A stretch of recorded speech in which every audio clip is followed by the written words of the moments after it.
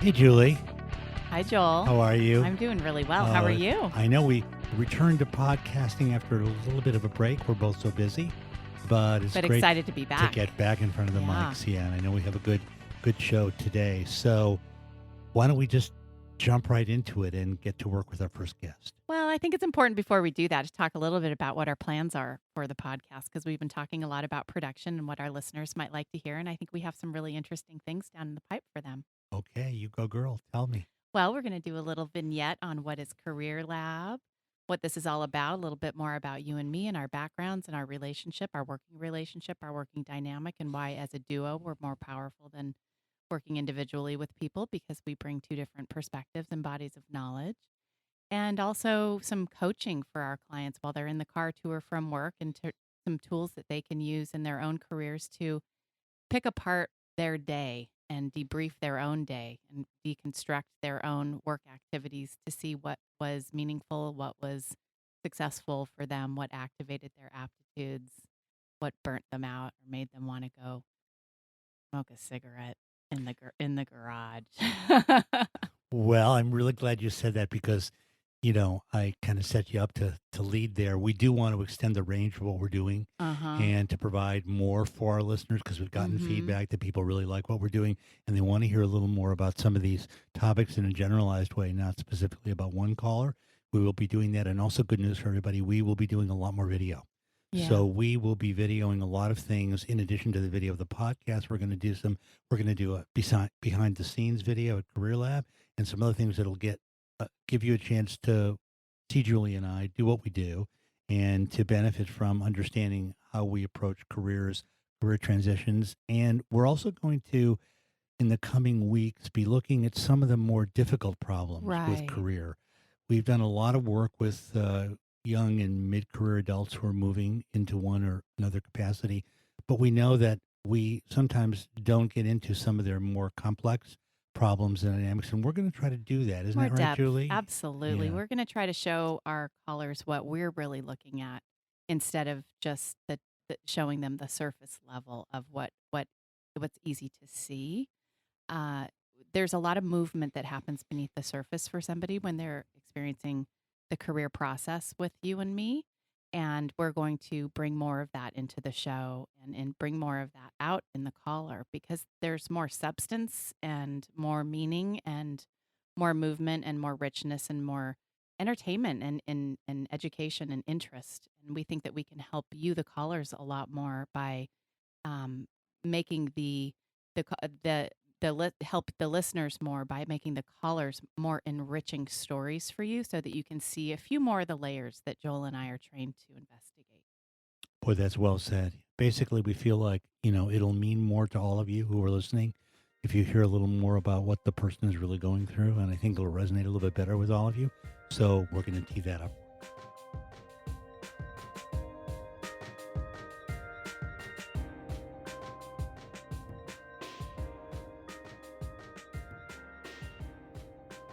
Okay, well, those are all exciting plans, and they will be coming your way on CareerLab over the next couple of months. Do we have some callers for this show? Erin. Okay, well, why don't we get started with Erin? Hello? Hello, Erin. How are you today? I'm good, thank you. How are you? I'm doing fine. This is Joel Siegel, and you're on CareerLab. So we're happy to have you on the show today. How's everything? Okay. Everything's good. Yes, I'm very excited. Well, we're excited to have you, and we're going to get started and try to help you with some of your career problems and issues. And I'm going to throw this call over to America's career counselor and my colleague, Julie LaCroix, and she's going to start working with you on some of your career development issues. Julie? Hi, Erin. Okay. Hi there. How are you today? I'm doing well, thanks. How are you? I'm really good, and I like your enthusiasm. I hear a lot of enthusiasm in your voice. A lot of young adults who are coming to career counseling are dreading the situation that they're facing and not really sure what they should be doing or what they should be looking for. And you just sound like you have a real upbeat attitude and a lot of enthusiasm. And do you feel the same way about your future? Is your outlook bright, or are you feeling a little confused?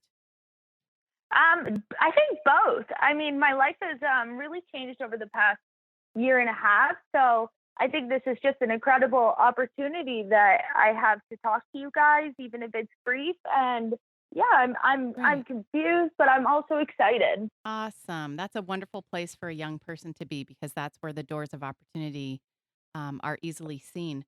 uh, One of the things that Joel and I have pledged to do in the next uh, chapters of this podcast is understand a little bit more about what's happening for our callers in general. So you led right out with your life has changed a lot over the last year and a half. So let's just understand a little bit more about what some of those changes are so we can get a better feel for where you are in life and kind of let us orient to your career situation. Yeah, I don't know exactly how much is appropriate to say over this General. podcast or how much Yeah, just general. is general. Uh-huh. Well, Okay, I think we would like, I'm sorry to interrupt. Yeah, yeah. We would like to hear though about what is, special and unique and difficult in your situation, because that's where we can help you. So really tell us what's going on and then let us dig into it. Yeah, we'll pick into it. okay, sure. So yeah, I grew up in Canada, and I struggled for a long time with a eating disorder until that turned to drug and alcohol use. And luckily, we found a place in the States that helped me get my life together. And I have over a year and a half of recovery now. And I mean, Congratulations. that's why. Thank you. That's Thank you. great Yeah, news. it's Congratulations. yeah. Thank you. It's a miracle. But that's why I'm sitting in this position today of discovering really life for the first time. And I guess being in this position of what do I want to do as just a better version of me, a healthy version of myself who wants to put in the most I can in life and really get back the time that I missed, because learning and school was one of my favorite things, but the other things became more powerful. And Sure. now I'm in this place where I want to go back to school, and I want to find out what my passion is, where I want to go, and really put the most I can into my education. Okay. Well, that's so good to hear. How old are you, if we may ask? I'm 23. Wonderful. And how long, again, have you been in recovery? You've been sober for about a year and a half? Yeah, 20 months. 20 months. Well, congratulations. Are you working a recovery program? Still going to meetings I and doing am. things like that, having a Yes, sponsor and yep. all those things. And before we get more into your career, Mhm. how's that going? How's your recovery going? Pretty incredible. I go to a meeting still almost every day. Good. I work both programs. I work an eating disorder program and I work the AA program. I've Good. finished my steps. I have 2 sponsors. I'm very active in the program. I still go back to the treatment program that basically saved my life. It Mm-hmm. really did, and help the girls there as much as I can and share my experience with them. And that's really what is the biggest gift of this program, is getting to help people who are starting their journey, because I was so scared and didn't think it was possible. And really, if someone like me can do it, I think there is hope for everyone out there. Okay, well, that's great to hear. And before Julie gets going with your career, just let me say I have a lot of experience working with recovery and Yes. recovering adults. And the ones who are successful are the ones like you, who are very committed, who continue to do their Yeah. program, even though a year or 2 or maybe even 3 years have passed. And they continue to not only be involved actively in recovery at multiple levels, but they continue to, as you're doing, give back by talking or meeting with or Inspiring. inspiring and peer mentoring of other people who have addictive problems. So I want you to know that the journey you're on in recovery does not end in a year. It's a lifelong journey, Mhm. and I'm really proud of how you're doing on it. Thank you. Thank you so much. It means a lot. Thank you. Erin, we're just so thankful that you've exposed kind of the undercarriage of what's really going on in your life and where you are, and that's really going to help us, Joel and I, orient to your uh, launch point, and also help our listeners understand that there's a lot more to people's stories, so that if they feel like they have complexities that are preventing them from launching their careers, mobilizing their careers, or deferring the mobilization of their careers, they're not alone. These things happen, Yeah. and they come from a lot of different uh, interlopers, so to speak. There are lots of different barriers and reasons. So thank you very much for sharing with us. That being said, it does Yeah. sound, so career readiness is a big issue that we screen for, because a lot of times people come for help before they're ready. And it sounds like you are ready. Mhm. Good. Yeah. I mean, it has been a long time since I have been in school. And I think that is for a long time too, my brain was in a place where I had just, been doing so much damage. But now being able to have my health back and think and be clear, it's just one of the biggest thing I want to do is get back to school. It sounds like you're really proud of your intellect. It sounds like you really do love to learn. You like to think. You love to be in school. You like to be acquiring new information and using that information. It sounds like your intellectual skills are something you value a lot. Yeah, definitely. I mean, I went to a great school in Canada. I was actually at the same school for 12 years, Mm-hmm. and they were really fantastic.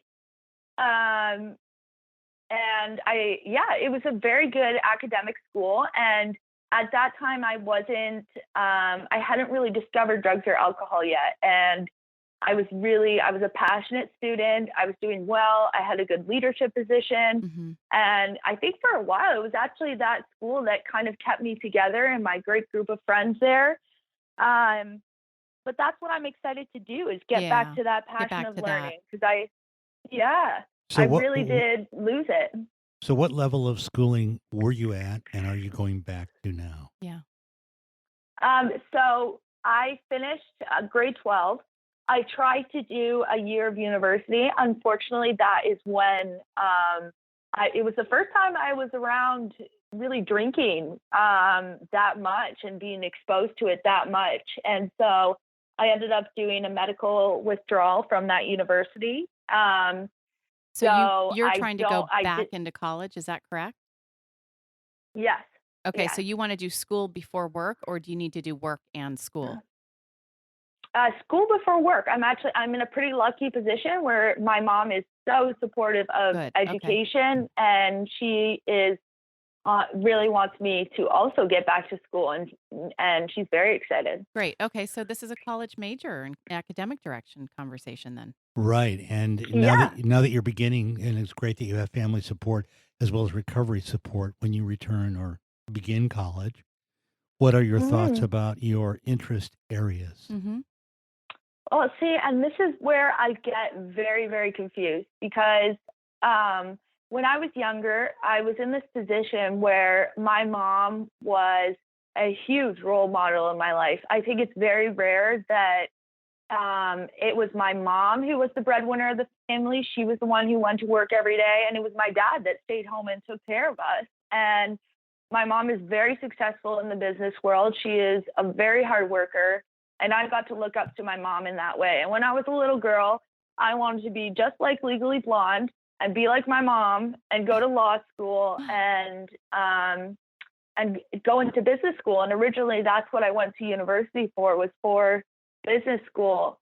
And there's part of me that still really wants to do that, where that is very, very appealing. Now I look at my life and I've learned a lot more about myself. And part of me knows that this story I have and the experience I have, I do have a place and a gift that I could give to other people to help. I just don't know if I'm someone who feels very strongly, and I don't know if I would put too much of myself into helping others and really have a strong emotional attachment to the people. And then there's also a part. Go ahead. Sorry? Go ahead. No, keep going. We're all ears. Yeah, and there's also a part of me where I was thinking I could almost do both, where when I was young, my parents got divorced when I was about 6 years old.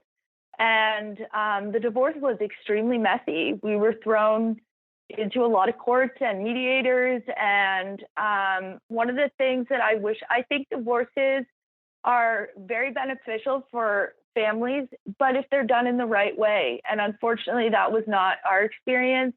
So another one of my thoughts was going into family law and helping, families that are going through divorces, but more in the position of advocating for the kids and what's going to be right for them. So I have all these ideas. I really don't know. I'm confused. I don't know what I should go into or where I should start. I don't know if maybe it's something completely different that I haven't even thought of. I'm very open. Okay. So can I jump in here, Joel? Is that all right if I take a crack at this one from a career standpoint? Because you've given us a lot of the insight and introspection and personal feelings and personal perspective. Let's take all of that and splash it against the career frame and see what we're looking at. Definitely a helping profession that could have a component of business, but you had such an attachment to your mom as an inspirational role model, and you have become an inspirational role model. Therefore, that's already a natural role that you're taking in life and that you've always noticed in life. So I would stick with that. Now, if you want to do that in the capacity of an attorney or running a business or being a social worker or being a therapist, I think all of that can be deferred until you get some education and use some classes, some coursework to explore some of these ideas. But I would keep the idea of inspirational role model and interpersonal leadership forefront. And then I would also incorporate your intellectual capacity. One of the things that I encourage all young adults to put in the center, in the forefront of their focus is train yourself to your highest intellectual capacity. Don't skimp on your education. Don't skimp on taking a job that's below your intellectual capabilities. So for you, what I would do is I would take some classes in human development. I would take some classes in the law or whatever philosophy. Probably you'd love philosophy, actually. And maybe some political science or economics or business classes to kind of stretch all of those areas that you're touching on, because you're in a position where you don't know. And the only reason that you're in a position of not knowing is because you don't have enough information. That's the only reason. So as long as you keep yourself stimulated intellectually, I think you're going to maintain your sobriety. I think you're going to continue self-discovery. And I think that some of the answers that you're looking for will begin to unfold. You'll start to feel, oh, I'm more suited for this or I'm more suited for that. And in 2 or 3 years, you could call back into the show and we could have a pretty meaningful conversation about true career paths. But in all honesty, even though you're 23 years old, you are, from a career development standpoint, an 18-year-old who hasn't yet entered that exploration phase completely. And that's exactly what the academic experience is all about, is to help you explore the world through different lenses without having to be at risk of having to choose one yet and get a paycheck in one. So I would defer your decision making with confidence, and I would I would explore academics vigorously. I would stretch yourself to take all sorts of interesting classes, because every single class that you take that is even of moderate interest to you, it will determine for you whether it will confirm whether that is or isn't a direction that you want to pursue more. And it will help you check things off the list, and it will help you confirm things on your list. Wow. Okay. Wow. I mean, even that is a great way to look at it, because I think for so long I put this pressure on myself that I got to figure it out now because I'm so behind. All my friends are graduating, and there was a lot of guilt and shame over that too. And I think starting this process is scary, but really exciting. So that helps a lot. Good. Well, good, Julia. I can't really add anything to your summary because I think it was exceptional, and I'm glad that you heard what Julie said, because that's really exactly where you need to be right now. Otherwise, you'd be putting the cart before the horse. Yeah. Let me just go and touch on the highlights of Julie's incredibly excellent summary. Oh, thank you. When you're exploring business, when you're exploring potential law, when you're exploring helping professions in college by studying and taking those courses, you also want to keep Mhm. in mind the idea that you're a little bit different person now than you were before, and that may Mm. lead you to a better choice for yourself as you go along. But as Julie pointed out, it's much too early for you to make that choice. I do think Right. that the idea that you have grown as what are you taking away from your recovery experience as you move along? This is an important question into college. Julie's given you the Wow. roadmap for how to begin to study and learn and evaluate where you want to be. But what are you taking away from recovery? I mean, you're still in it, but what are you taking away from your experience? Well, you're taking away a number of things that a person can fail badly and fall and get up and go on. That's an important lesson, isn't it? Oh, yes. And that's a lesson you're already able to take away. Mm-hmm. That a person can gain tremendously from listening and experiencing the difficulties of others. You're taking that away as Mm-hmm. well. So Mm-hmm. that's called empathy. Mm-hmm. And you're able to take that Mhm. into your college work as well. So you see, there are a lot of gifts that you've actually gotten from your experience in Mhm. recovery. And those can kind of be an overlay as you follow Julie's directive and go through the specific learning experiences you're going to have and try to figure out where you're going to be. What I'm saying is, therefore, overall, if you stay sober, you'll be a better professional at whatever you choose to be. Mm-hmm. Absolutely. Erin, Yeah. Erin, I mean, can I just jump in here? yeah. I, it, you don't give an 18-year-old the answers, even if you can see them, because it's just not the right thing to do. They're not at the stage to hear them. And although you're not biologically 18, I kind of have to treat this case like you're, post-adolescent, early adulthood, just because of your deferred entry into your academic exploration years. However, Right. it goes, I have to just open the crystal ball here a little bit. You're a planner. you're, you're a planner. You like to think strategically. You like to look way into the future. You like to have the answers. You like to solve the problem so that you can start the problem. I see that. That's going to do well for you in life, but don't do that here. Allow the next 3 or 4 years to be sloppy and messy. And let me tell you why. I'm not going to go into the science of all this, but at the end of the day, there are only 35 thinking skills that make up the entire United States labor market. So you might as well pick a major that you enjoy and that's going to teach you how to Yeah. think in the way that you think best. Go have fun Oh, with school, and we'll worry about how to wow. apply it into a career path toward the end. Wow. Wow. It's such a relief to hear, but also very, very exciting. I Good. don't know. That's just, yeah. Good. Well, I'm glad to hear that you're feeling, that relief. One of the things that people with drug addiction and other problems do is they put a lot of pressure on themselves. You Right. came from a situation in which you had high achieving parents, it sounds like, and Mhm. therefore the pressures that came with that probably had something to do with your addiction problems to begin with, as well as your family's Yeah. divorce. And so you come from a situation where there's so much pressure that you've put on yourself. And what we're recommending, Julie, from an academic and myself from a more personal standpoint, is that you reduce that pressure on yourself, allow yourself to grow a little more naturally. You don't have to decide any of this right now. And as Julie's pointing out, you shouldn't from a career perspective. So it's not like you're Yeah. not going to want to achieve, it's that you're going to allow yourself the opportunity to grow into that. And also, I might say, while you're doing that, you need to keep one eye on what? Your recovery. For sure. So you've For got sure. one eye on your academics and all the things we're talking about, but you've got to keep one eye on recovery because 20 months is not 20 years. Yeah. I mean, first thing still is the program and my recovery, because without that, I have no school. I have no life. The people who have drug problems, the percentage of people who come out of a drug problem and are able to live a completely clean and sober life throughout the remainder of their life is unfortunately small. We want you to be in Yeah. that group, I know you can be successful. and we're trying to help you Yeah. think about that and be there and be aware of your world.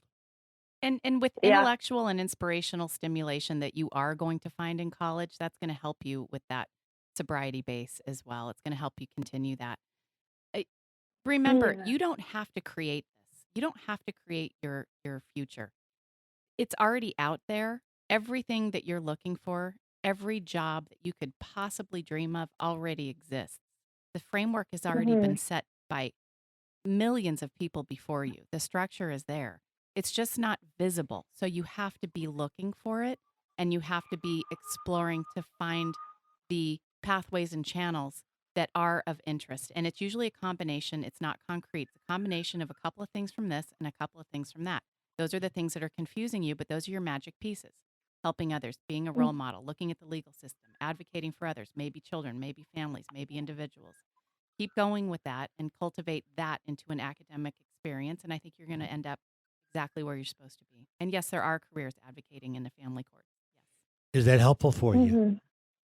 Oh, this is more helpful than I could have imagined. So Okay, good. really, thank you. Well, Wonderful. we're running out of time. Yeah. And I just want to say one more thing in terms of this, that, while you move ahead in college, I want to explain what I meant when I said keeping one eye on recovery, because I think maybe our listeners didn't understand that, and I want to explain it for them. Recovery is not just going to meetings or meeting with a sponsor, as you know. Recovery is also responding to the pressure in your life, which can create the potential for relapse. And that's the part you need to keep an eye on, because as you go into college, like any person, with your friends, with your courses, with your family, there's going to be pressure that might be a trigger for you to relapse. And that's one eye that you need to keep on that. And I wanted to explain that. So all of our listeners understand it's just not about going to a meeting or opening a book. It's understanding these potential triggers that lead to relapse. Okay? Yes, absolutely. You're gonna do great, Erin. Go have some fun, and you're gonna call us back, I hope, and we'll talk again maybe in a year or so and see where you are. Yes, I absolutely will. Thank you so much. You guys are fantastic. Well, it's been great having you on the show. And because you were on the show, as you know, you'll have a chance to meet. We don't get to do everything in this one segment. So you'll be able to meet with Julie or I at a reduced rate for a follow-up session. And we're happy to do that for you. And someone from the show will reach out to you to help set that up. Okay? Awesome. Thank you. Good. Take care. Great talking. Bye, Erin. Bye-bye. Bye. Thank you.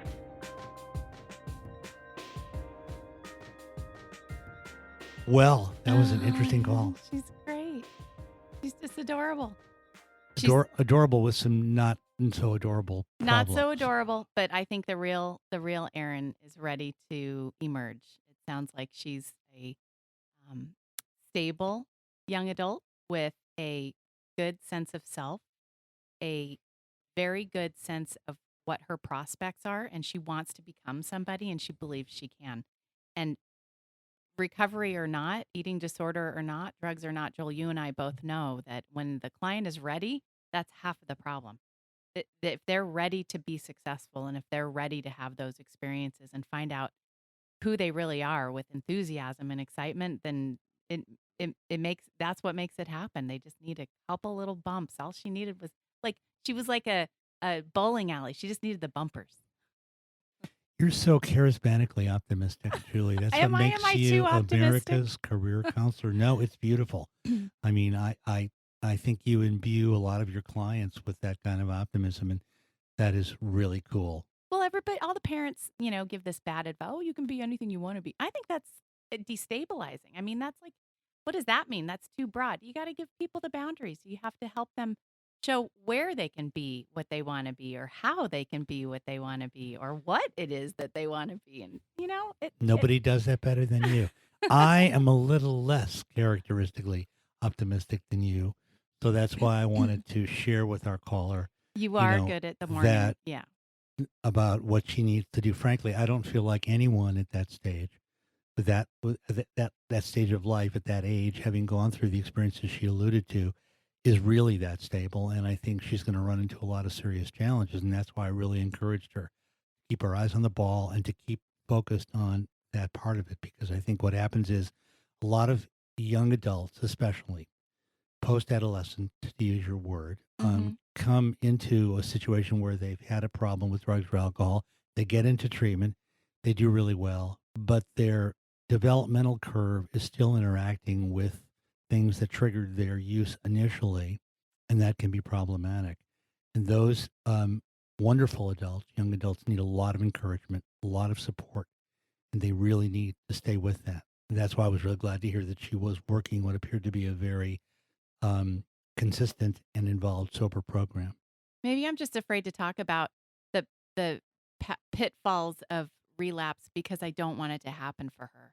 I want to keep pushing her forward. I'd rather blow wind in her sails, and maybe I just want to put the blinders on that this can't happen to her. No, she's already through it. Well, But that's why we're such a I great team, know, because but together we kind of covered the entire I ball know. ball I think field with I think her. she can do it. I really do. I feel like if I just keep blowing, Only America's maybe I'm a could fraidy cat. blow like that, And it was a very interesting call because, frankly, we haven't over the last few shows had a caller who acknowledged this degree of Right. problems and substance Right. abuse. And I think we need to say to our listeners that we know that these are very, very common problems and very, very common. I mean, a lot of young adults who are launching careers or having trouble launching careers coming to see you, or whose parents or other relatives I'm speaking with are having these kinds of problems. And we need to, while we want to be as hopeful and optimistic as possible, we need to recognize that they're serious and they need to be addressed. It's interesting, Joel, living here in Orange County and servicing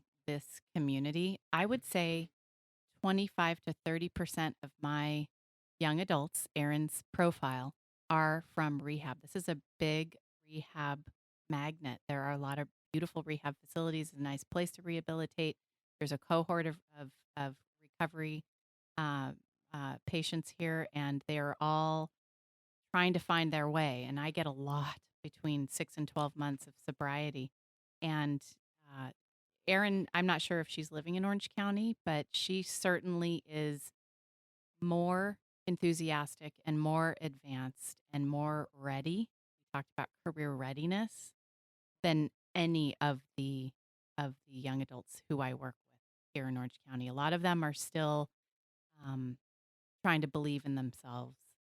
They know that they have to take the step towards work, or they're being pushed to get towards work, and they want to, but they don't believe it. And Erin's enthusiasm and honesty seemed very believable to me. I think that's partly why I blew the wind under her sails. Oh, so I agree with you. much. I think she was very genuine. That's Mhm. I completely agree. I think she was very authentic, and the fact that you tapped into that, I think, only helped her. At the same time, the fact that the call for being on our show Mhm. in and of itself relieved the kind of pressure that she acknowledged during the Yeah. call, Yeah. suggests that there's so much in there that, again, that's why she needs to have a lot of support and a lot of ballast around her at this time. You could hear her even speak to that issue and say, "Oh my God, I feel so much better." and Yeah. such a relief. And that was just over one 20-minute segment. So, in a nutshell, then, what you're saying, Joel, is that for all of our listeners out there who might be recovering or have a loved one who's in recovery, the more pressures you have, the more opportunities there is to relapse. So, taking pressure off, that's probably a fine line for parents, right?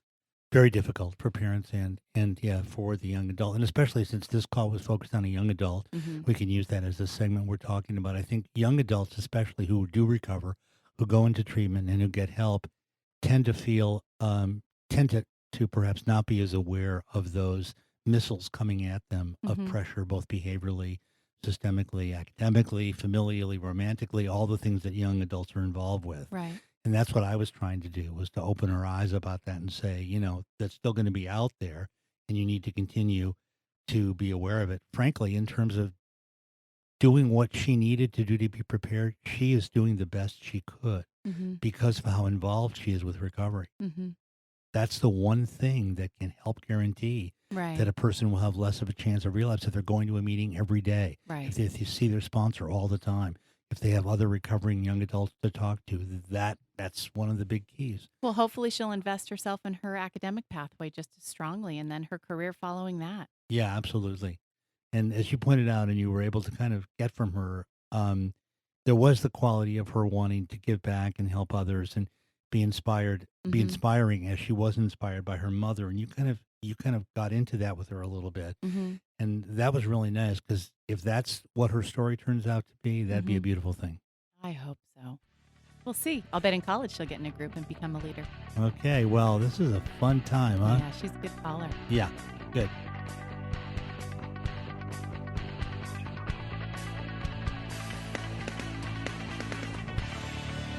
If you'd like to be a guest on Career Lab, send me an email. Visit careerlabnow.com. While you're there, download my proven curriculum with over 200 entry-level job titles, samples of resumes which have snagged my clients the interviews they want, and a job search strategy that will work for all junior professionals like you. Visit CareerLabNow.com, CareerLabNow.com.